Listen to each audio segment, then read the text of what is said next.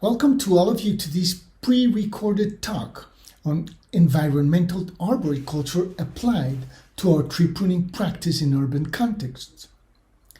I would like to give a special thanks to the ISA Michigan chapter for offering me the challenge to prepare this talk. Preparing a talk is always a good opportunity to go beyond one's limits, and this is no exception. I was not expecting to find myself in the position of giving a talk on environmental arboriculture. It happened as a result of a recent article that I published on LinkedIn entitled A Practical Introduction to Environmental Arboriculture for Arborists, Coronet Cuts. This article gives a brief overview on coronet cuts. Basically, why should we implement them into our pruning practice, when, and how. The aim of this talk is to complement this article by encouraging and persuading you of three main points. First of all, I will attempt to encourage and persuade you that artificial fractures, better known as coronet cuts, are a legitimate type of pruning cut. Also referred to as natural fracture pruning cuts, they simulate natural fractures that inevitably occur in all species at one time or another.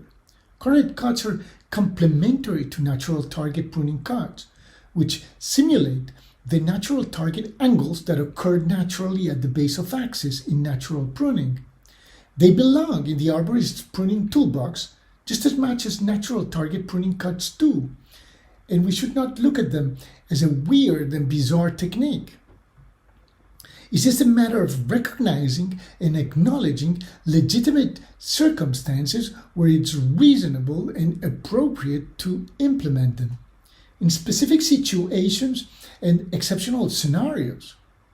For instance, when we have to remove deadwood for security reasons without affecting the living parts of the tree, or when we leave snags, standing trees, either dead or in irreversible decline, providing a vital source of food and habitat for wildlife. Also, when we're confronted with exceptional scenarios, where extreme measures have to be taken and appropriate cuts exceed the compartmentalization capacities of the species. Coronet cuts have already been implemented in the Australian Minimal Industry Standards for Environmental Arboriculture. They have been implemented in the UK and Sweden for the last 2 decades.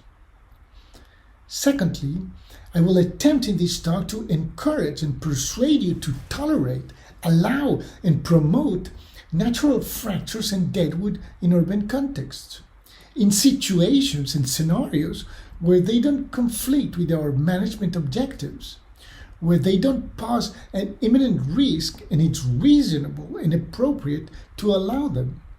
We as arborists are obsessed with removing deadwood and stubs from broken branches. But a tree lives in mutuality with natural fractures and deadwood.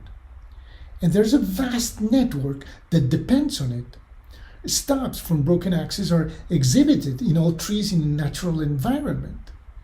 Trees also need a fair amount of deadwood to protect themselves. This is a natural condition that we can acknowledge and tolerate when the situation allows for it.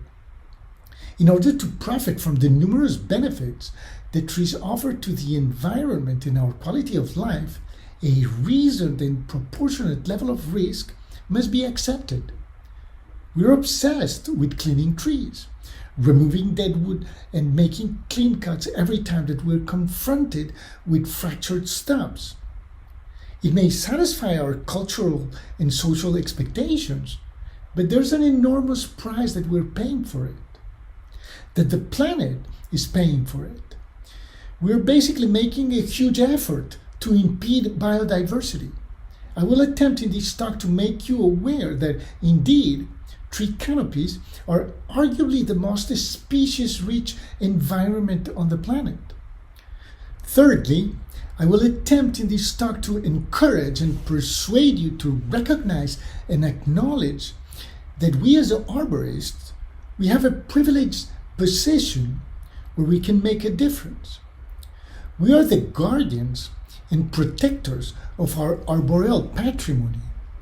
We play a crucial role boosting our planet's biodiversity in urban contexts by preserving and encouraging the establishment of dendromicrohabits. It all starts at a micro scale. Dendromicrohabits are at the core of biodiversity. The big change starts at a micro scale with fungi, bacteria, and invertebrates. The macro scale depends on the micro scale. We can all make a change in our urban environments by simply tolerating and allowing natural conditions in the urban environment. Natural conditions that permit the establishment of dendromicrohabits, tolerating and allowing natural fractures and deadwood whenever it's reasonable and appropriate. Implementing coronet cuts in specific situations where the integrity of the tree must be preserved, and exceptional scenarios where extreme measures have to be taken.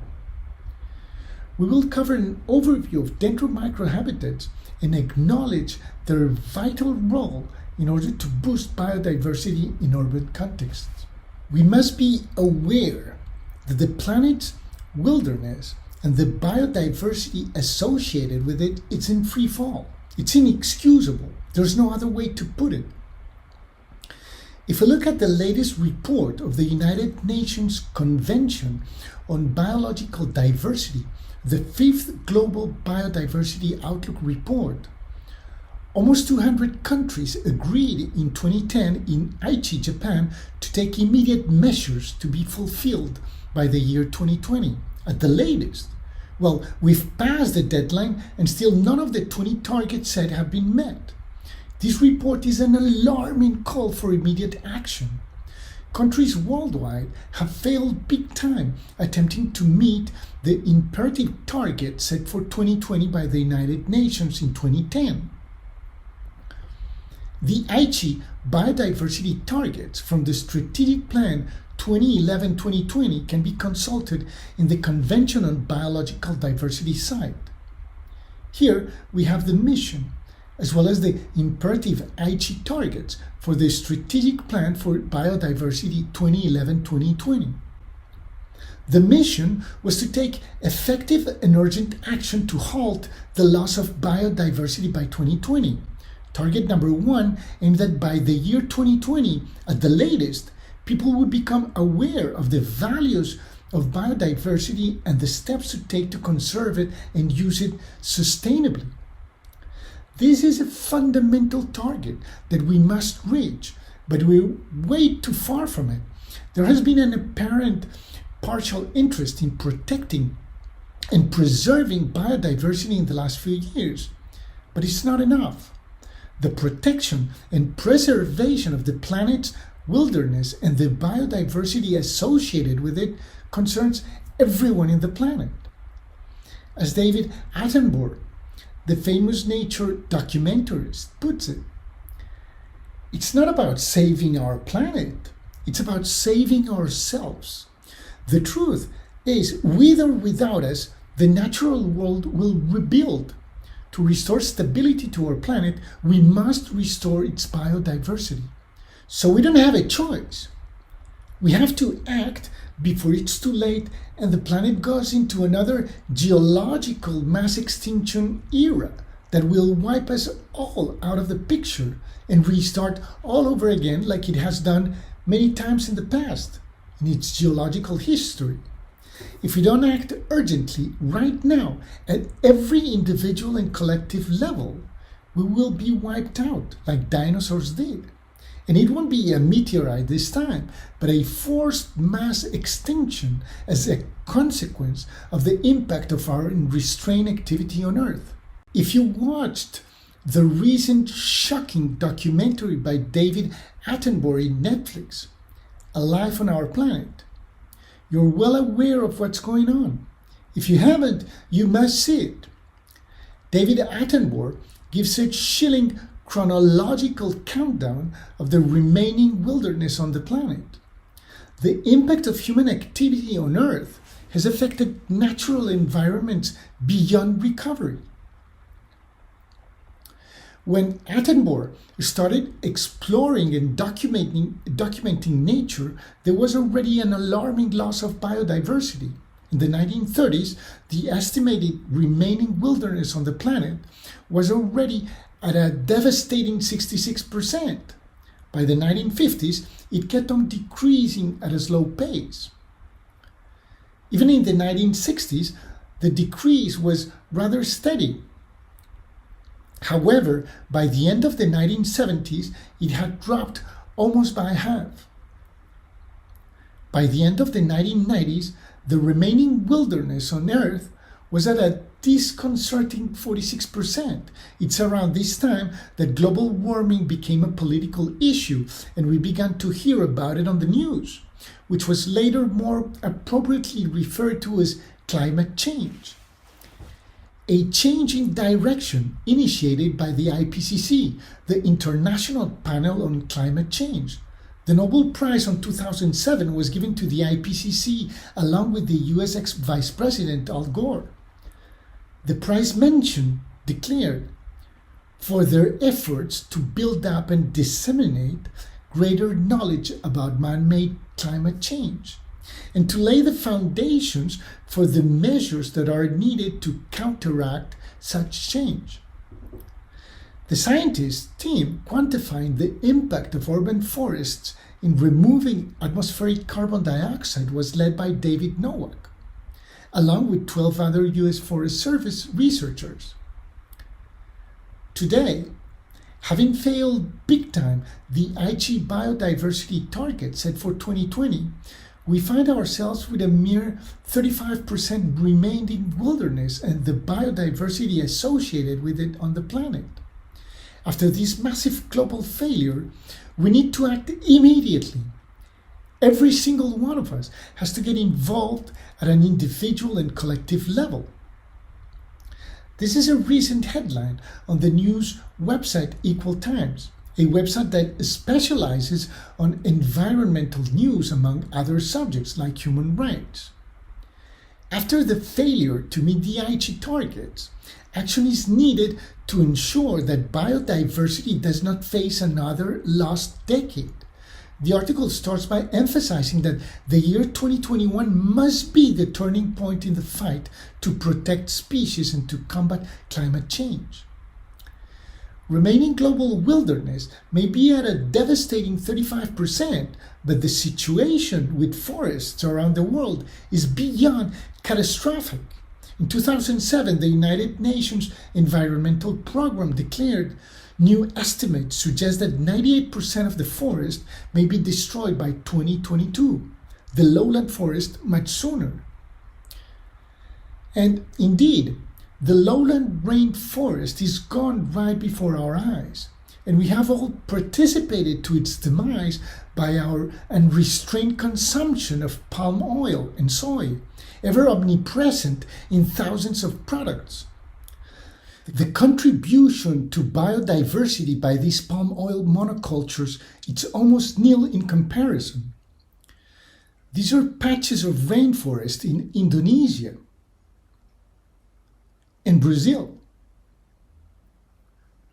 In a recent podcast with Francis Allais, one of the greatest botanists of all time, pioneer of tree architecture, he estimated that 90% of the forest has already disappeared.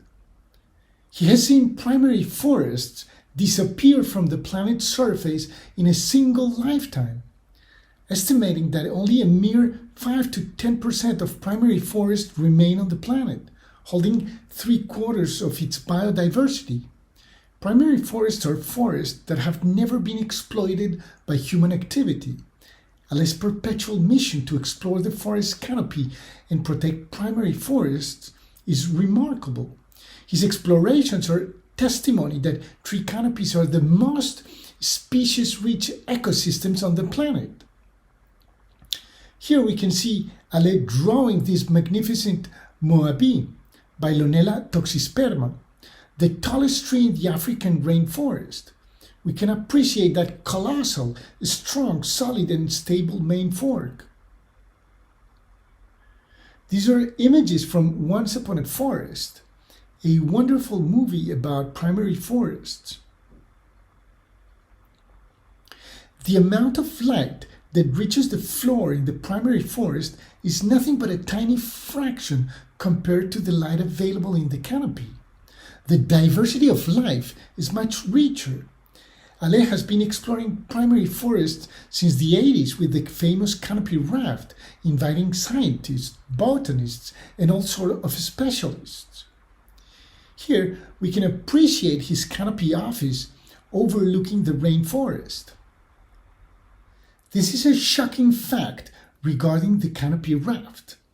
In the whole history of canopy explorations directed by Francis Allais, the amount of money given by sponsors for the various projects has been roughly less than the cost of the construction of a mile of highway. A tiny amount in comparison to what has been allocated to exploring biodiversity in the oceans, which doesn't even come close to the colossal amount of life diversity present in the canopies of tropical rainforests. By now, many species that we don't even know existed in the planet must have gone extinct. Nowadays, with the evolution of acrobranching, the canopy raft has been replaced by hanging bridges and platforms. In 2013, the forest canopies were estimated to hold about 40% of terrestrial biodiversity. In 2020, it's estimated to be about 50%. The forest canopy is arguably the most species-rich environment on the planet, declared Terry Irwin, who was one of the first entomologists to give statistics about biodiversity in the canopy. Using rather unorthodox techniques like fogging trees in the rainforest and proceeding to classify and count the hundreds and hundreds of fallen insects on the ground. Francis Allais is pleading for a primary forest in Europe. This is a project that emanates hope, and lots of sponsors have already manifested themselves. In the podcast, which I mentioned a while ago, Allais says that for once that money is not needed, sponsors of all sorts are ready to inject money in the project.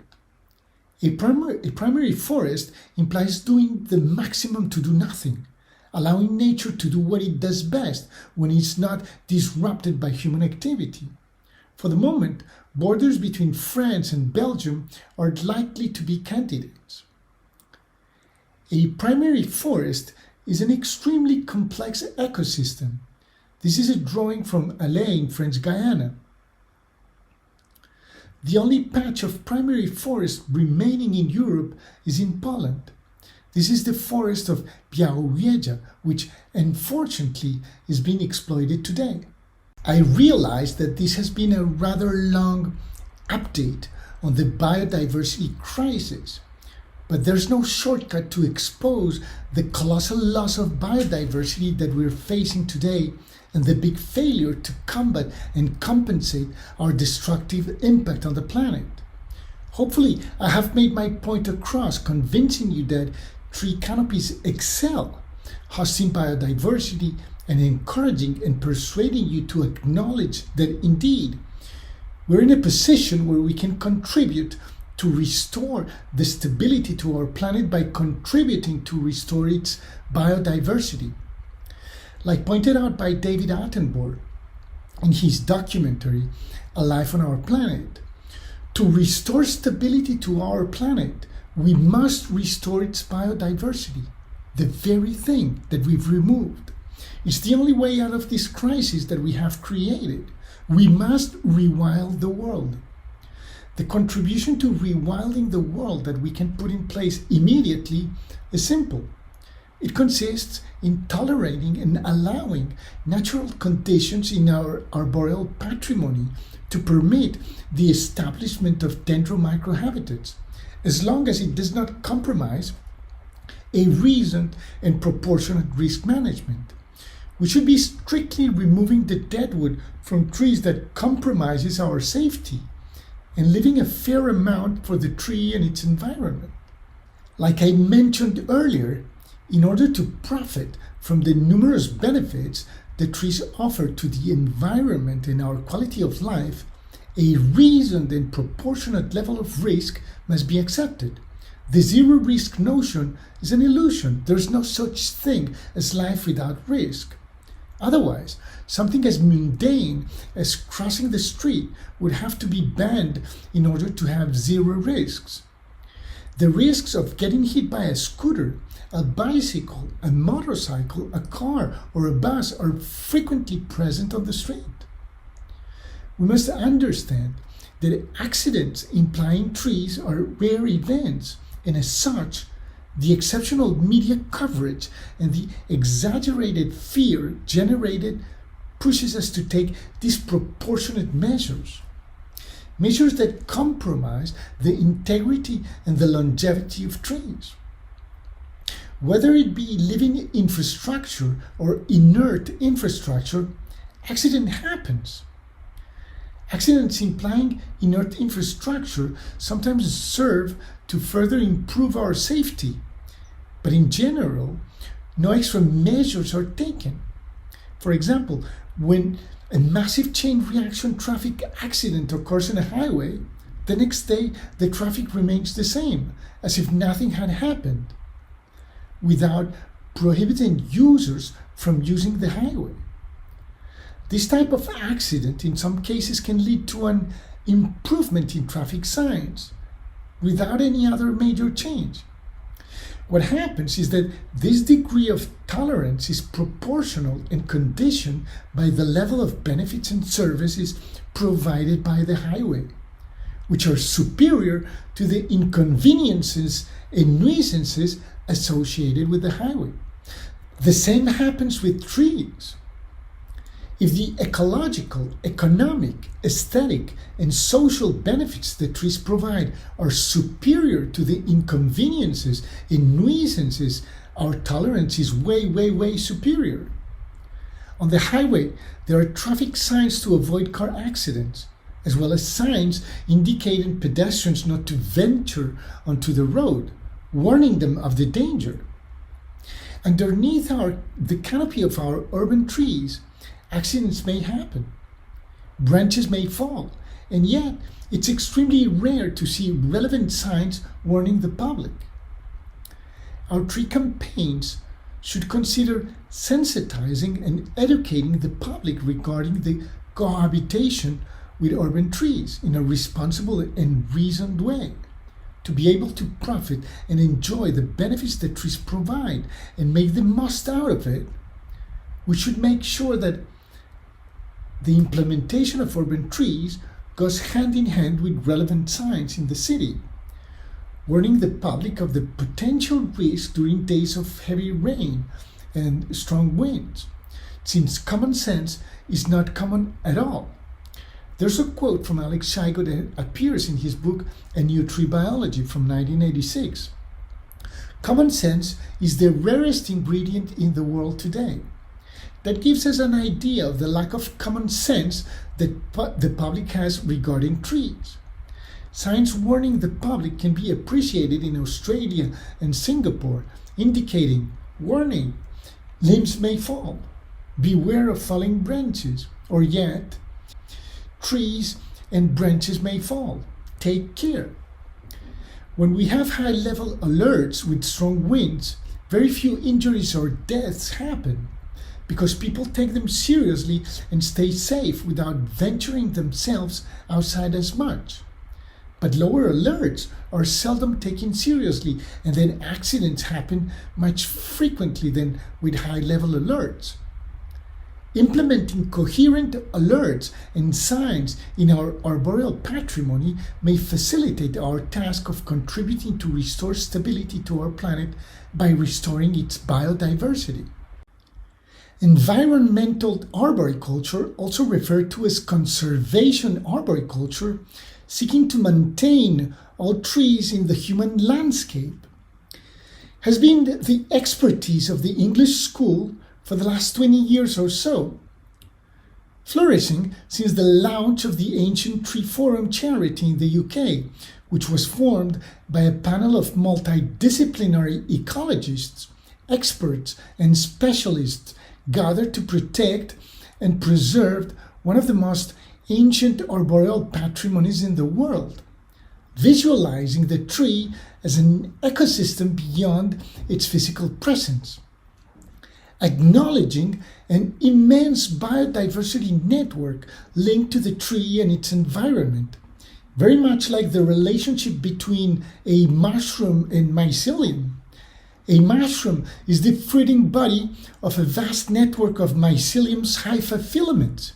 In an analogous way, the tree is an organism linked to an immense network of interactions in its ecosystem in which it acts as an orchestral conductor. Environmental arboriculture excels in the management of deadwood, considering the ecological implications of the complex interrelationships between trees and fungi. A wide range of invertebrates depend on fungi, either directly as a primary food or preying upon other invertebrates which feed on fungi. Without taking this into account and solely focusing on safety, conventional arboriculture management may be unintentionally detrimental to endangered wildlife. Obviously, we have to take care of our safety, but it has to be in a reasoned and proportionate way, taking into account the environment. Environmental arboriculture has been largely influenced by the interpretation of the works of mycologists, exploring the complex interrelationships between trees and fungi and its ecological implications, challenging the narrow-viewed notion that decaying deadwood is harmful. As a result, a new perspective has flourished, permitting to understand trees as far more complex organisms, where decay is not purely perceived as the outcome of conflict between the aggressive forces of fungi and the defensive responses of trees. In many cases, the interrelationships between trees and fungi is beneficial, not only for the environment, but as a survival strategy for the tree. For instance, in the case of hollow trees, being hollow is a survival strategy to cope with lateral dynamic forces from wind load. Skyscrapers are built with tubular structures because they are way more resistant to lateral loads. Whether it be to cope with wind load or earthquakes, tubular structures have permitted to reach unimaginable heights. In many occasions, after heavy winds, many solid trees are uprooted, while hollow trees remain standing. Being hollow for a tree is a natural condition that may open the door to potential immortality.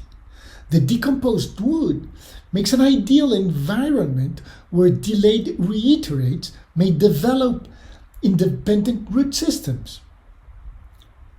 A tree in this condition has the potential to clone itself indefinitely. Only biotic or abiotic factors may kill the tree. Senescence is not a concern anymore. Hollow trees are suppressed from our landscapes way too easy, without considering that for many trees, being hollow is simply a natural condition, not a defect. It's normal for an old tree to end up hollow. A tree is a colossal mass of dead tissue. The living part is a tiny fraction in comparison. Without counting the leaves, the living part is basically the cambial zone and the new growth. All the rest is dead tissue. The tree is a gigantic mass of dead tissue surrounded by a tiny fraction of living tissue. There are fungi spores everywhere in a tree, and the tree lives in symbiosis and mutuality with many fungi. And even though some may be detrimental for the tree, it is often due to a lack of fungi and a lack of balance in the environment. Regarding harmful insects, insects may be categorized as primary colonizing living trees and secondary colonizing declining trees. These insects feed on living tissue. Once the tree is dead, they leave the tree to saproxylic insects that feed on dead wood, and are incapable of feeding on living tissue. A tree that has been dead for more than a year does not represent any danger for its neighboring trees as far as insect infestation is concerned. In the case of harmful fungi, is another story. They may be transmitted in several ways by root contact, flying spores, insects, etc. Precious knowledge on the management and conservation of ancient and veteran trees has come out of the Ancient Tree Forum charity. Although the terms ancient and veteran have been used as synonyms in the past, currently there is a determinant distinction. A veteran tree is a tree that has some of the features and qualities of an ancient tree, but is not necessarily old. Environmental arboriculture draws much of its inspiration from primary forests, seeking to allow and simulate natural conditions in urban contexts. It aims to do the maximum to do nothing. Nothing that may modify, alter, or disrupt the tree and its environment, and it achieves this specific goal by allowing and simulating natural conditions in the urban environment whenever it's reasonable and appropriate. This practice implies a level of tolerance beyond our habitual cultural expectations and requires taking adequate measures to preserve and encourage the establishment of Dendromicrohabits in order to boost biodiversity.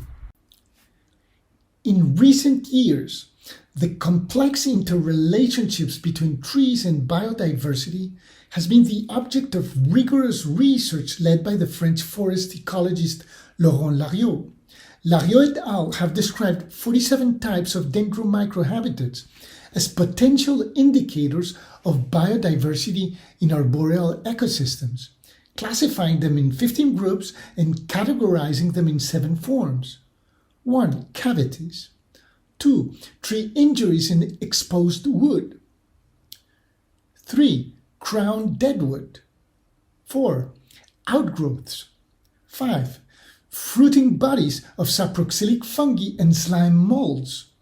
6. Epiphytic, epixylic, or parasitic and hemiparasitic structures. Epiphytes are plants using other plant structures as physical support. Epixylic refers to living on wood. 7. Active exudates. This could be sap or resin. As we go through an overview of these 47 Dendromicrohabits, we will realize that we're in fact quite familiar with most of them, given the fact that we have been referring to these features as structural defects in our tree risk assessments, a label that we take for granted even without carrying out a proper evaluation and thorough risk-benefit assessment. These morphological singularities, which we have been calling structural defects for granted, are rarely beyond an acceptable or tolerable level of risk. In some cases, these morphological singularities may be high potential tree risk features, but we have to evaluate them and perform a thorough risk-benefit assessment before coming to that conclusion. So can we put aside the structural defect label without a proper evaluation and thorough risk-benefit assessment, and rather embrace these morphological singularities as Dendromicrohabits, which, depending on the scenario and the situation, may or may not be considered as high potential risk features? The implementation of Dendromicrohabits in urban contexts goes hand in hand with a tree risk benefits assessment management strategy. Let's explore these 7 forms of Dendromicrohabits in detail. Cavities. There are several woodpecker breeding cavities from small to large, and contiguous cavities referred to as a woodpecker flute. There are trunk humus holes, sometimes having an open door at the ground level, sometimes exhibiting a window, sometimes having an opening at the top. These are referred to as chimneys, trunk humus holes. There are also hollow branches, insect galleries, concavities. Some are referred to as dendrothelms. These are concavities in the form of a cup that stock rainwater temporarily. Other concavities are holes from woodpeckers feeding. Usually the opening is larger than the hole. Some concavities are quite hard, covered with bark. Some are concavities located between root buttresses, tree injuries, and exposed wood. Some are the result of a loss of bark or burns from fire. The peeling of the bark may form a shelter when facing downwards, or a pocket when facing upwards. Natural fractures on the trunk or main branches, cracks, lightning cracks, or split-included bark junctions. Crown deadwood, dead branches, dead uppermost crown, natural stubs. Witch brooms and clusters of epicormic shoots, burls and cankers, fruiting bodies of saproxylic fungi and slime molds, perennial fungal fruiting bodies, ephemeral fungal fruiting bodies, epiphytic, epixylic, parasitic or hemiparasitic structures, mosses and lichens, lianas, ferns, mistletoe, vertebrate and invertebrate nests, microsoils formed from residues, active exudates, sapruns, and heavy flows of resin. These illustrations are taken from a recent comprehensible guide of Dendromicrohabits featuring Laurent Lariot. The guide indicates the type of fauna associated to the Dendromicrohabitat in the form of pictograms. The 47 types of Dendromicrohabitats are detailed in technical sheets. Let's discuss now why in specific situations and exceptional scenarios, coronet cuts are a legitimate practice and not a weird and bizarre technique. Many of the most current practices in arboriculture are drawn from simulating nature. Root collar excavation, for example, is nothing more than meticulous observation of how trees live in a natural habitat. Trees are not supposed to come out of the ground like an electrical pole, like we see often in urban contexts. The application of mulch, for instance, is also a product of observing how a tree grows and develops in its natural habitat. A tree functions like a recycling factory. The thin layer of debris that falls on the ground surface preserves the quality of the soil, protects the tree's rhizosphere, which bears the microbe storehouse of the tree, restores compacted soil, and among many other benefits, returns organic nutrients to the soil for the tree to keep on growing and developing. Our conventional natural target pruning cuts are also the product of meticulous observation of natural pruning and putting cuts to the test. The proper angles that are applied in pruning cuts simulate the way trees isolate their branches in natural pruning. Natural failures on dead or living branches induce natural fractures in axes. In an analogous way, coronet cuts simulate those natural fractures in axes. Small branches are manageable to break, but in branches with a large diameter, a coronet technique is necessary, making random spikes in the form of a crown. The larger the diameter of the cross-section, the more challenging it gets. Coronet cuts belong in the arborist toolbox just as much as natural target pruning cuts do. They have a place of their own in specific situations. For instance, in the case of trees presenting decline in a physiological reactionary state, pruning interventions should be avoided. These may be stressed trees in a state of emergency, or resilient trees relaunching a normal architectural dynamics after coping with decline, not to be confused with resistance. Or trees facing an uppermost crown descent, building a new crown under the former uppermost crown.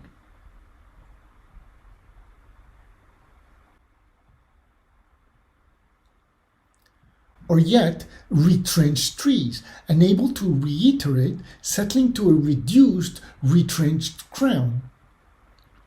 If potentially dangerous deadwood must be removed for security reasons in these specific situations, removing the dead axis by leaving stubs with coronet cuts without affecting the remaining healthy parts respects the integrity of the tree without additional trauma. The dead axis will end up breaking naturally in the course of time anyway.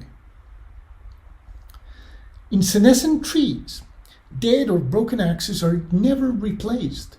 In urban areas, when it becomes necessary to remove potentially dangerous deadwood for security reasons in senescent trees, coronet cuts executed without affecting the living parts that remain ensure a slow and progressive death of the tree without additional trauma that may accelerate its demise.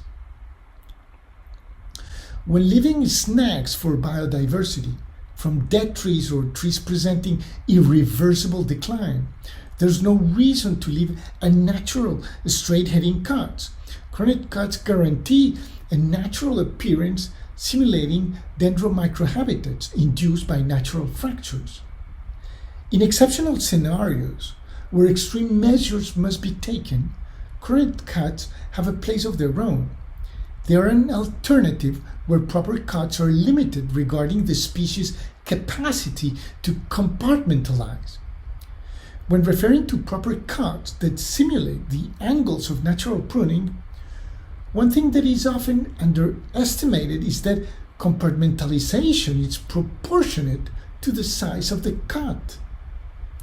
Unfortunately, at one time or another, we're all confronted to exceptional scenarios where we have to take extreme measures and execute cuts exceeding the species' capacity to compartmentalize.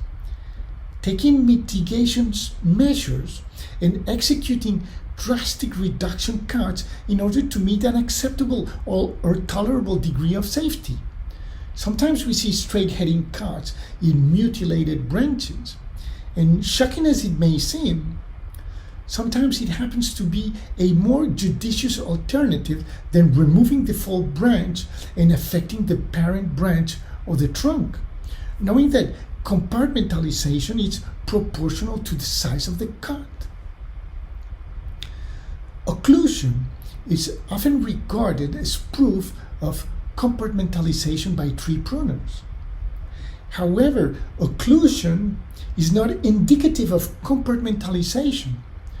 Compartmentalization and occlusion are two different processes carried out by distinct tissues. Compartmentalization is an inside process where boundary layers encapsulate dysfunctional or damaged tissue, while occlusion is an outside process where meristematic tissue forms callus and woundwood over wounds. The callus formed compensates and reinforces the structural and mechanical loss. It does not stop decay. For instance, a poplar may produce vigorous callus around the cut, while its compartmentalization is weak.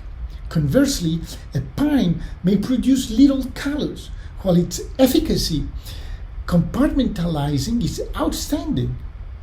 Therefore, a strong callus formation and fast occlusion do not translate to efficacy compartmentalizing, as indicated in research by Duyusievkin et al., which happens to be the most reliable research to date regarding pruning cuts.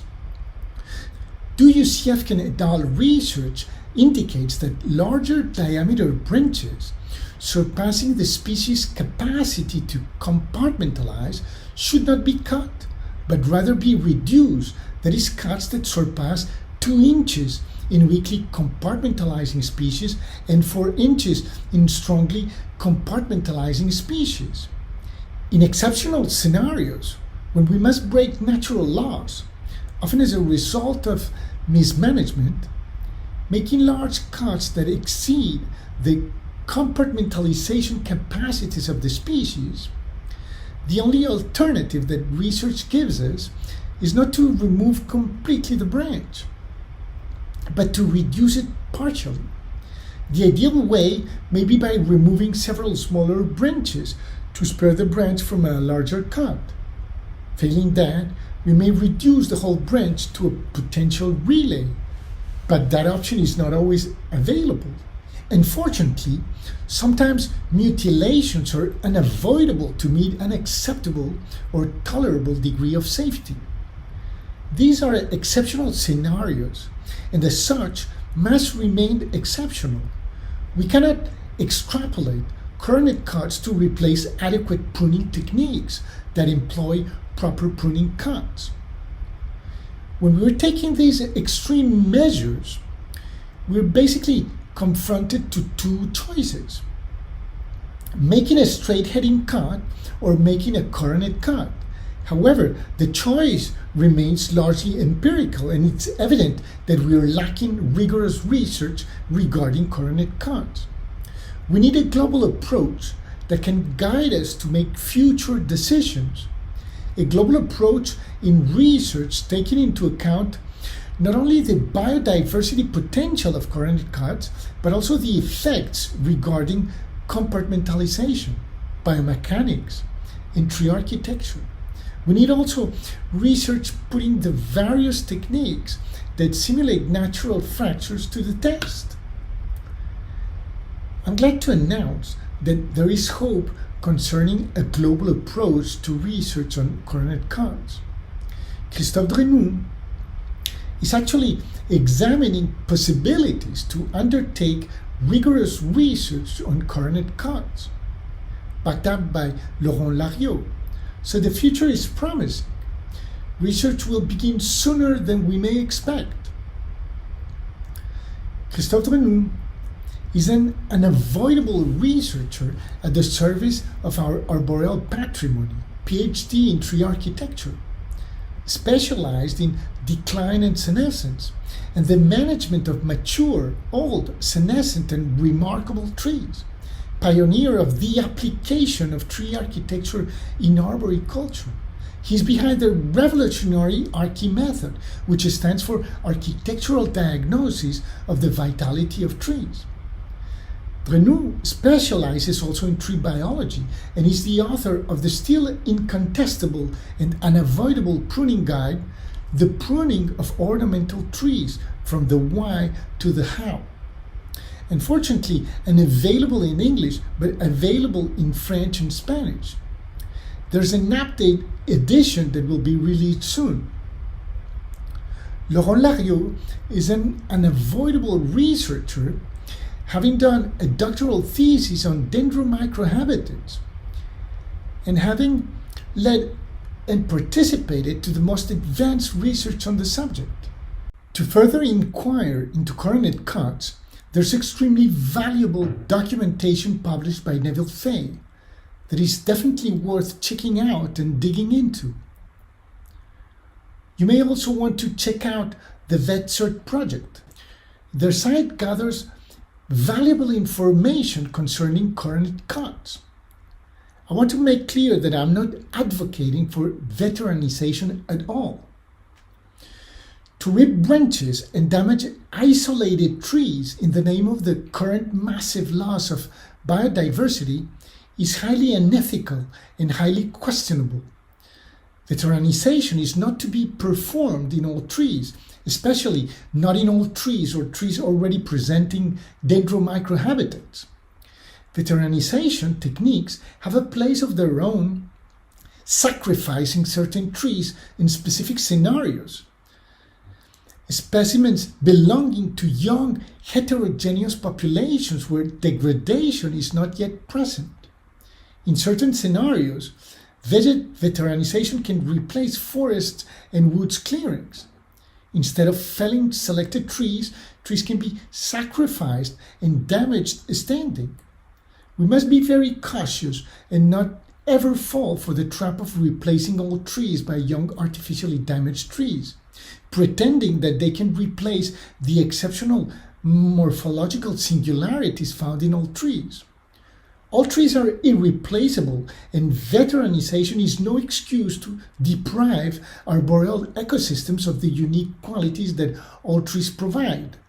All trees are the peak of biodiversity.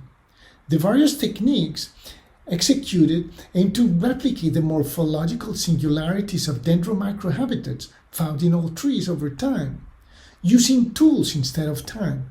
However, even if the various techniques succeed accelerating decay, the natural degradation achieved over time is far too complex to be replicated simply using tools. Time still plays a fundamental role in the equation. Be aware that the degree of tolerance to deadwood, natural fractures, and coronet cuts varies from person to person. With certain individuals, attempting to encourage them to tolerate and allow natural conditions can be more than challenging. Keep in mind that aesthetics is subjective and that an apparent risk is not an imminent risk. You may remind these skeptic individuals that in natural conditions, trees live in mutuality with deadwood and natural fractures. And you may reassure them by pointing out that exceptional interventions in urban contexts require follow-up with periodic inspections anyway. And last but not least, you may point out to them that in order to profit from the numerous benefits that trees offer to the environment and our quality of life, a reasoned and proportionate level of risk must be accepted.